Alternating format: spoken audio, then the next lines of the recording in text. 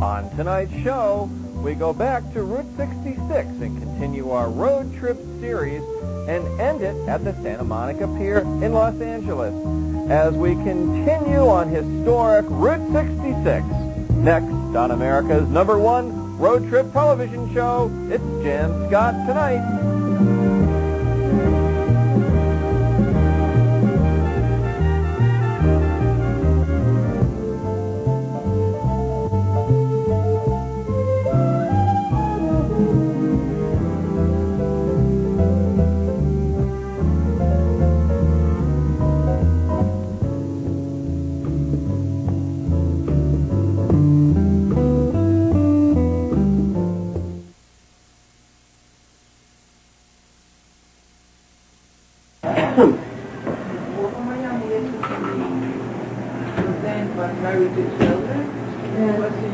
On Route 66, but don't shy away. They're very nice.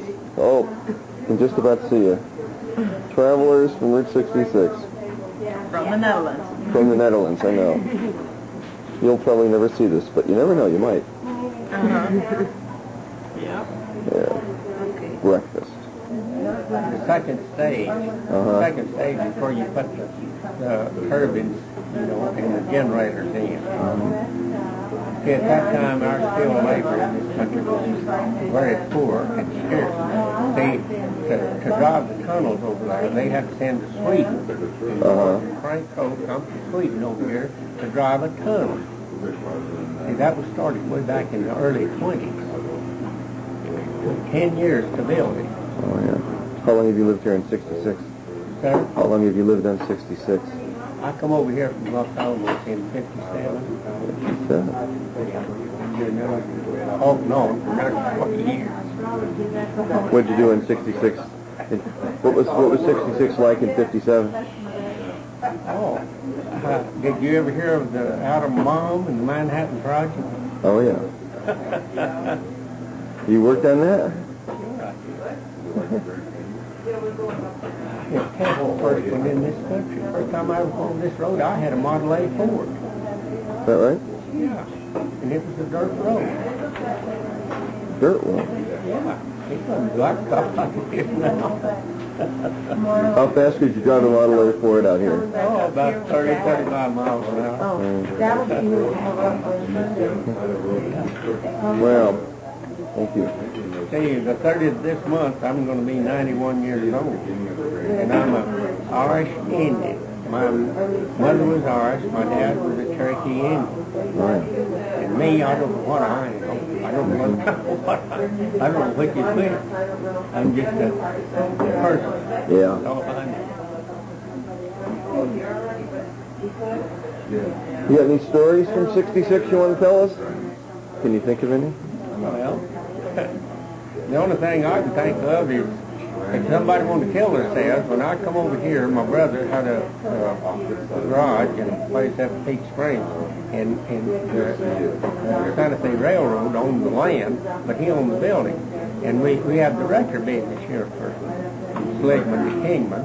And if somebody wanted to kill themselves, I think, in the whole United States, I think this is where they come to do it. And I've seen the bloodiest car wrecks that God ever created. I don't know if God did it or who did it, but at one time, me and my nephew took 2 wreckers to pull 2 cars apart and hit head on. There was 6 dead in each car. 6. They were from Albuquerque in New Mexico, Spanish people. And the others, there was a sawmill up at Big Springs, and there was the black people from Louisiana come there to run that sawmill and work on it because they were skilled at 66. And there was 1 alive in each car, and the rest of them was all undead. What year was this? Boom! I don't know. Way back yonder. Way back yonder? Say, you take 40 years. Well, I finally got so sick of that I got to buying me a new motorhome and heading east, go somewhere where I hadn't been and put sense into that. See, a lot of people think that people along this road should resent them building the freeway. Yeah. Putting truck traffic over there. Yeah. Well, that's not right. it got to where that if you was off the road here in just an ordinary car, you couldn't get on the road because the trucks were just giving it this, back and forth, at 100 miles an hour out there, fast as they could. Do you remember when they built the new alignment? Do you remember when they widened this road out here? Mm-hmm. They did it along about 78 and 79, and then in 79, that's when they put the truck traffic over on the freeway, over on Interstate 40. Oh, yeah. Can you tell us about when the road was dirt? Tell us more about driving your Model A on this. A lot of people don't even know what a Model A is. It would, you see, cars them days didn't have, they wouldn't like they are now, and they'd corrugate it, just like a corrugated tin room, and you'd go about 150, 200 miles, and you'd get out and get under the shade tree and sit down and rest. Because that car just give it this all the time. You know, that wasn't like corrugated now. You see, you take now, you've got big, heavy, soft, pressured cars, and in them days, the cars had small cars, and there was high-pressure cars. It was solid, like a solid car. Yeah. And they'd vibrate you to death. That's about the only thing I know about it. Was it muddy? What were the conditions of the road like? Very poor is all I can say, because they hadn't learned how to build a blacktop road like they got now. Oh. You could take, like crossing New Mexico and Arizona, see there are 47 and 48 states joined the Union. And their roads, it's like it was in the early days in Oklahoma in the 20s, when I was first got old enough and big enough to know anything. They didn't even have bridges. You had to ford the river, or swim it, or cross on a ferry boat. That's what.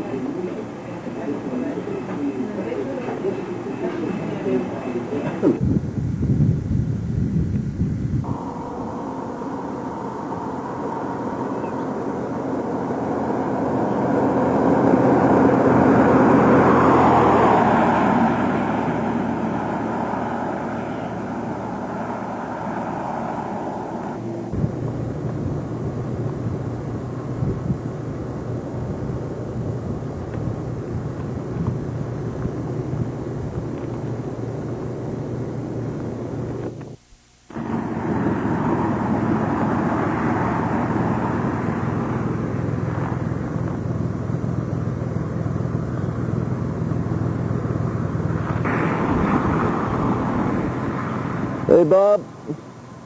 Morning.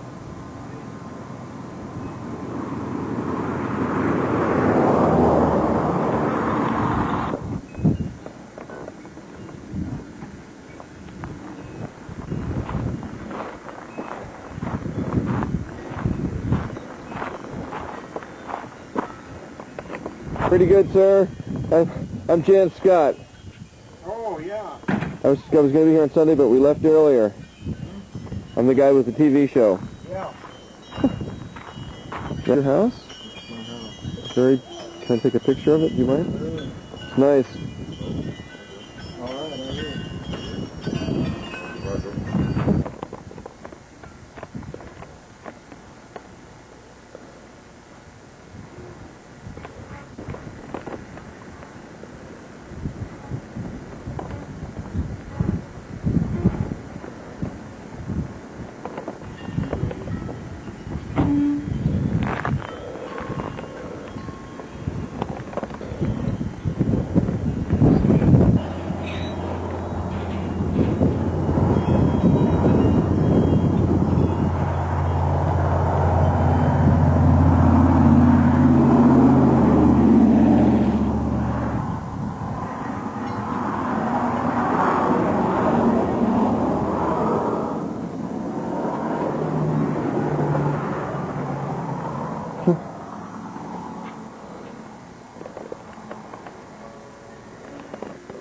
Hope that whoever gets the place will continue it, because it's worth preserving, and if they continue it, they'll have a lot of people stopping here. But of course, whoever gets the place may not want that. They may want to do their own thing with it and not be interrupted by the investigate what to do with it. Well, yeah. How about that? I'll have to tell him I met another man from Riga.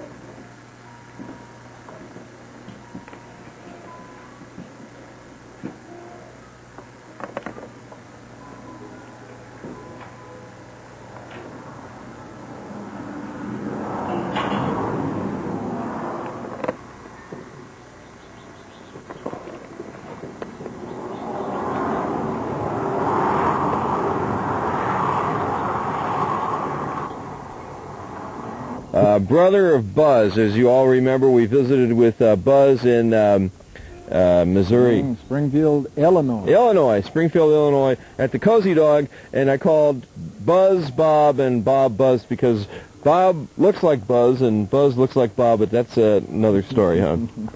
And we have our sunglasses out here in the Arizona sun. And Bob's the guy who's done this map series. Can you zoom in on this? This map series, which is the first one that we've used on Route 66, kind of interesting. All right. So, how long have you lived out here? In where are we, anyways? 4 years. This is Hackberry, Arizona, down in the Wash. Mm-hmm. So I've been here 4 years. 4 years. You want to tell us your story? Why'd you come here, and why'd you set up a visitor center, virtually out in the middle of nowhere? Well, I figured it was a good idea, and I needed to retire from the road. I was ready to stop traveling. I was a traveling artist nearly 20 years. Mm-hmm. And you visited Boulder, didn't you? I did. I made a poster of Boulder in 1975. Here's the Boulder map. Yeah. Right there. That's reduced from the original size of 25 by 38 inches. So once I made the map of Route 66, it pretty much necessitated me staying on 66. I wouldn't know where to start, really. I fell in love with the desert on my first visit back in 1962, so when I started thinking about finding a place on 66, it had to be in the desert, and technically this is not in the desert. This is right on the edge of the desert. As you proceed west 2 or 3 miles, then you actually enter the Mojave Desert. But this is close enough.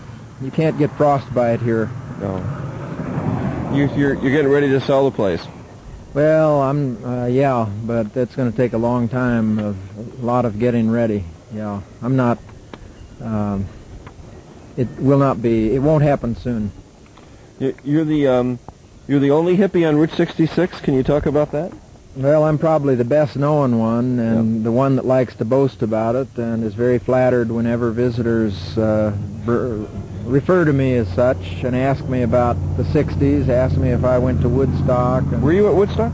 Didn't make it, but I went to another great rock concert in Illinois around the same year. Many of the same groups played there. It was too far east for me to go. I would have liked to have gone. No. Well, I come from the... pull back to a two-shot now, Raj. Okay.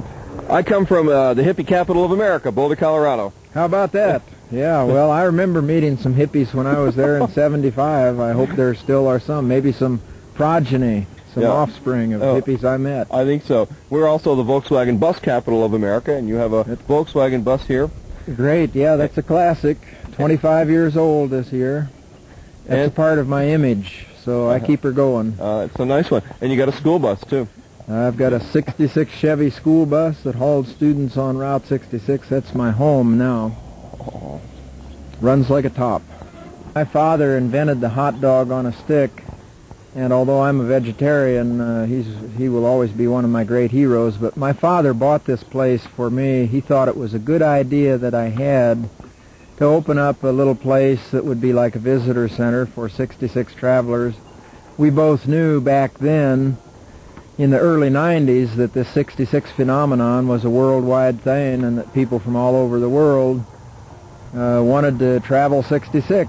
And I've had visitors here from over 60 nations, and I have on display a lot of things on display, but one of the highlights is my father's library, and he gave me his blessing and his approval of setting up his cherished books as the Edwin Waldmeyer Memorial Library, and they're just inside the door. And he thought it was a good idea, and it's turned out to be a phenomenal success. I estimate I've had between 20 and 25,000 visitors come through the visitor center in the 4 years since I arrived and opened the place. Have you thought of maybe coming up with like a vegan cozy dog?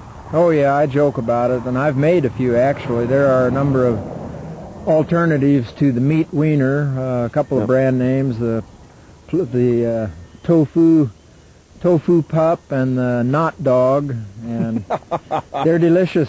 Yeah, as it turns out, it's really the fried batter and the mustard that are delicious, and not so much the meat wiener. It's the batter and the mustard that really hit the spot with a cozy dog, as far as I'm concerned. It's kind of a meditation center here, isn't it, the whole place in a way? It is, yeah. It's very peaceful. I encourage that. I haven't learned formally to meditate myself, but I'm working on it.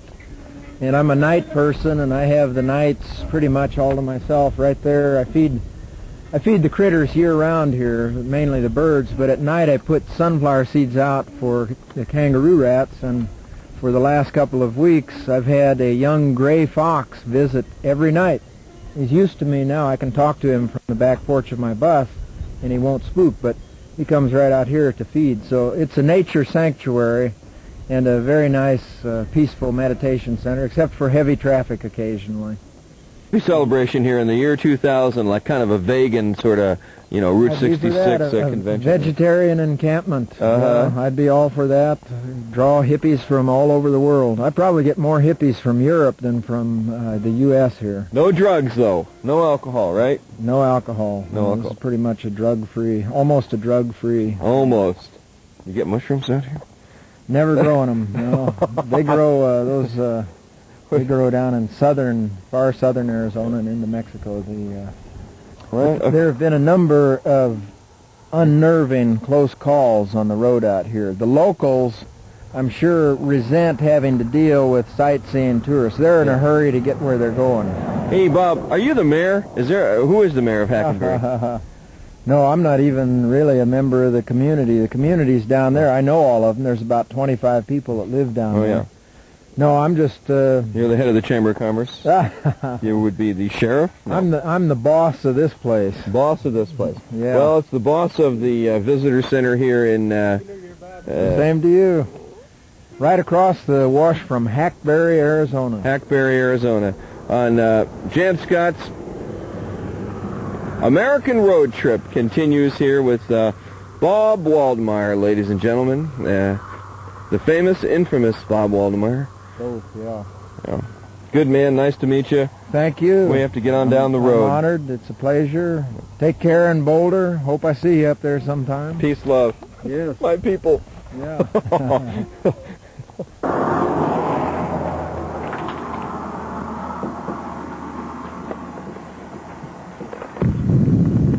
Yeah, say cheese. Let's see, one more. There it is.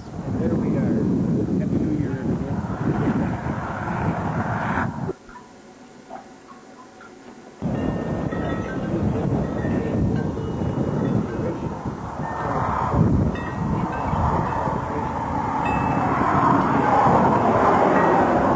Be rich. If only I could find somebody to change my $1 million bill. Yeah. But I can't find anybody, so I'm stuck with it. This is a W.C. Fields, huh? That's right. All right. Thumb. And there's your $8. Thank you. Thank you very much. You give me a break on this one, or am I a sucker? Well, that's a pretty good break, because these are hard to find. Oh, yeah, I know. Thank you very much. You need to get this, capture this on film, too. Yeah, we got it on film. I'm going to put it right on the TV truck. Yeah. I consider myself to be a defender and a protector and a spokesperson for the earth. And I have strong opinions, and one is that people should not be watching so much TV. They shouldn't be deriving so much stimulation and experience from what's coming out of a box. They should be outdoors experiencing it. And big step up. Okay, coming into the bus. Come right in. Watch my shelf here. Mm-hmm. Well, you got a cell phone. Well, not a cell phone, it's a portable. Got a little fire going here. Hey, great. Put a little stick in here. Keep it warm in here because it's pretty chilly in the visitor center today. This is my, oh my God. This is your house, huh? Man. I'll tell you a little humorous saying I have if you keep it off the table. That's the anteroom up there.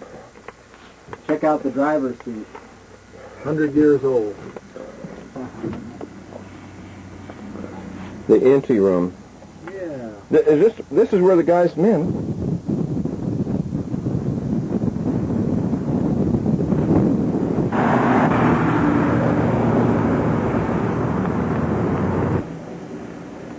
Meatloaf's been here for 2 days? No. It's been frozen for 2 days. Oh. Comes out of the oven and gets frozen. Yeah. Chicken breast comes out of the freezer and gets defrosted. So take your pick. I think And really, you don't have to do that. I had enough of that. Happy New Year, Bob. Did you party or did you sleep? No, I slept. Me too. If I could get out there on that highway, there was enough idiots out there as was. I didn't need this idiot. I'll leave that alone, Bob. I'll be back today. It's amateur. Oh, rubbing alcohol? Yeah. Hi. Well, I just touched lemons and I'll break out instantly. We have something to eat or just tea? Let's see, I got an appointment with Flag Jade. I see you come in here, I said. No, it's warm outside. Of course. Throwing butter at you, don't worry about it. Oh, yeah, that is good. Bye. Bye. Happy New Year.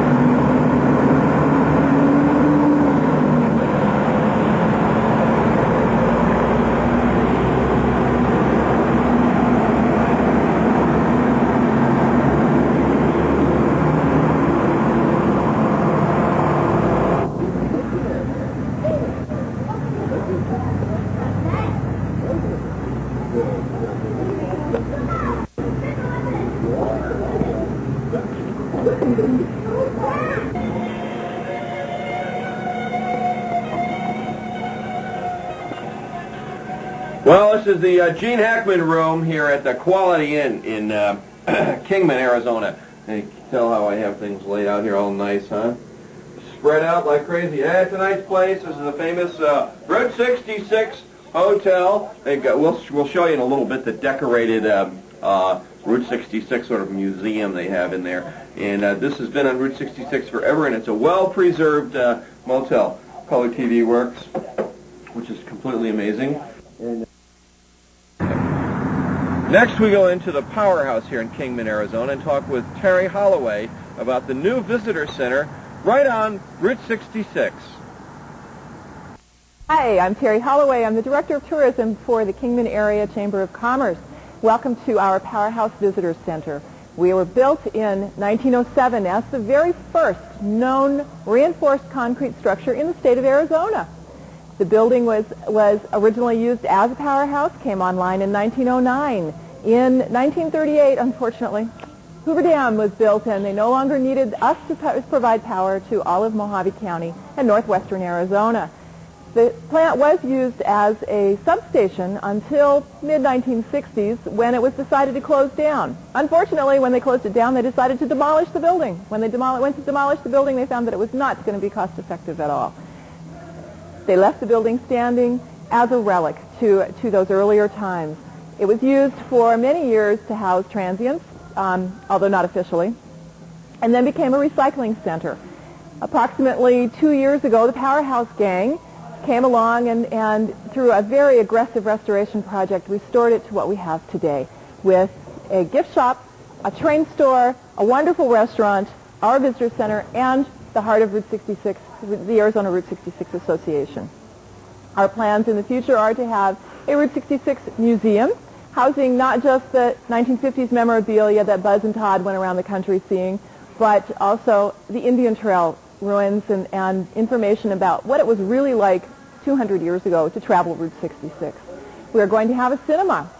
Rumor has it that cinema will be featuring Andy Devine films, because you know Andy Devine was raised right here in the heart of Route 66, Kingman, Arizona, and old Route 66 films. I would venture to say probably a Carole Lombard and a Clark Gable or two, since they were married here in Kingman.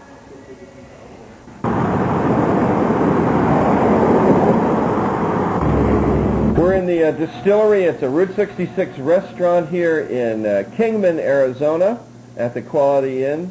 Vince Selman's been on 66 for a long time. He's considered to be a local historian, the most knowledgeable guy about Route 66.